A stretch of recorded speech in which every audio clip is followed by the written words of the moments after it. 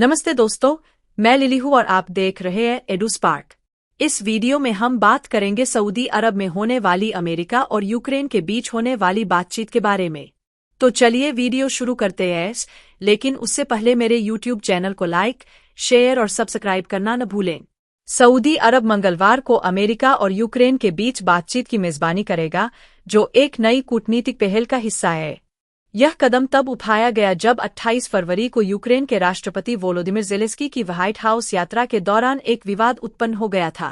तेल समृद्ध सऊदी अरब बातचीत के लिए एक असामान्य स्थान प्रतीत हो सकता है, विशेषकर जब बात दोनों देशों के बीच संबंध सुधारने की हो।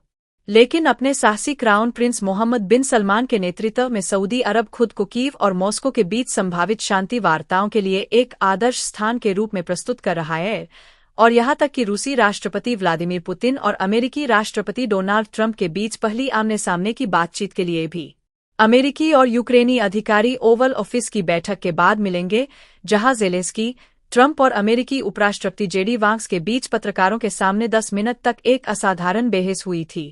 एक समय पर ट्रंप ने ज़ेलेंस्की को गुस्से में कहा, आप विश्व युद्ध 3 के साथ जुआ खेल रहे हैं, और जो आप कर रहे हैं वह देश के लिए बहुत अपमानजनक है।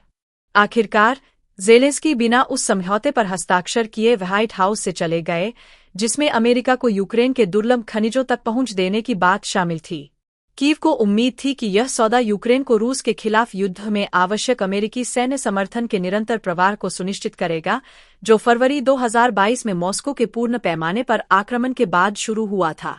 सऊदी अरब के विदेश मंत्रालय ने शुक्रवार को एक बयान में वार्ता के स्थान के रूप में लाल सागर के तट पर स्थित बंदरगाह शहर जेद्दा की पहचान की।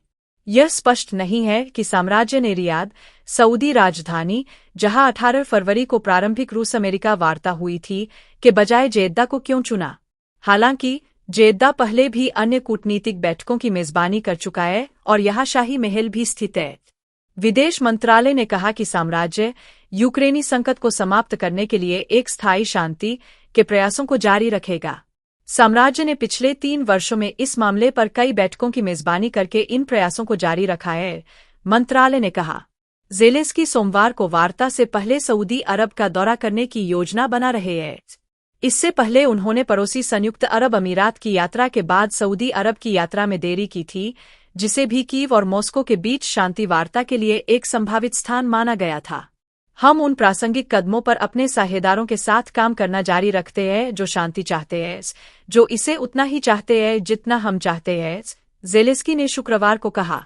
यूरोप में अमेरिका के साथ सऊदी अरब में बहुत सारा काम होगा। हम शांति में तेजी लाने और सुरक्षा की नींव को मजबूत करने के लिए एक बैठक की तैयारी कर रहे हैं। ज़ेलेंस्की ने ऑनलाइन लिखा कि उनकी टीम, जिसमें उनके चीफ ऑफ स्टाफ एंड्री यर्मक, विदेश मंत्री एंड्री सिबिहा और रक्षा मंत्री रुस्तम उमेरोव शामिल हैं, उनके साथ सऊदी अरब यात्रा करेंगे और वार्ता में भाग लेंगे। यूक्रेनी वार्ता के लिए अमेरिकी टीम का नेतृत्व अमेरिकी विदेश मंत्री मार्को रूबियो करेंगे और वह प्रिंस मोहम्मद से भी मिलेंगे।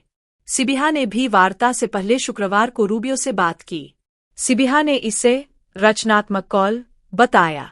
स्टेट डिपार्टमेंट से जारी 2 वाक्य का बयान कहता है कि रूबियो ने राष्ट्रपति ट्रंप के युद्ध को जल्द से जल्द समाप्त करने के दृढ़ संकल्प को दोहराया और जोर दिया कि सभी पक्षों को स्थायी शांति सुनिश्चित करने के लिए कदम उठाने चाहिए।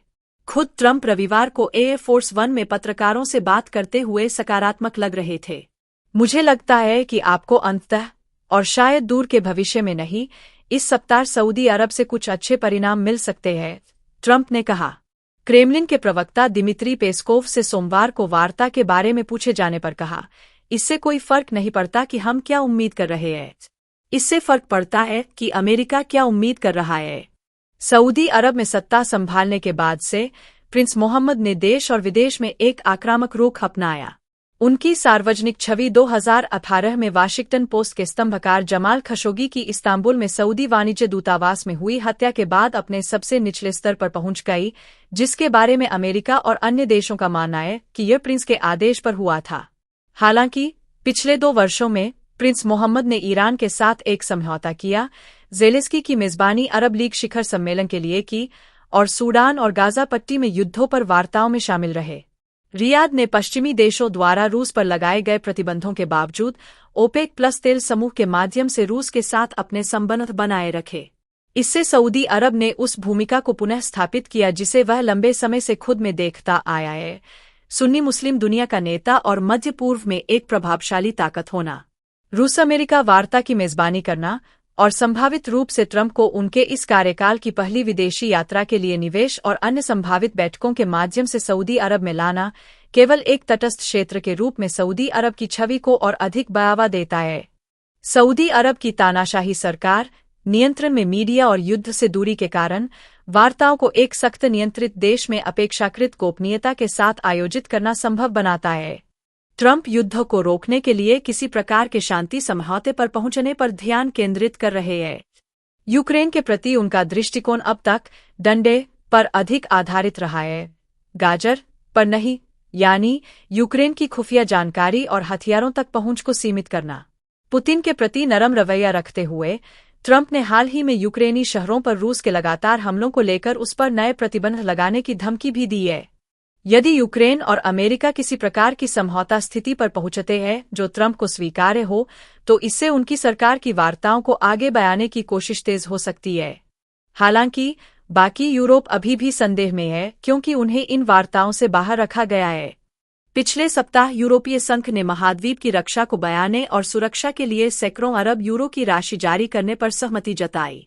मेरे वीडियो को देखने के लिए धन्यवाद। मुझे उम्मीद है कि आपको मेरा वीडियो पसंद आया होगा। कृपया मेरे YouTube चैनल को लाइक, शेयर और सब्सक्राइब करें।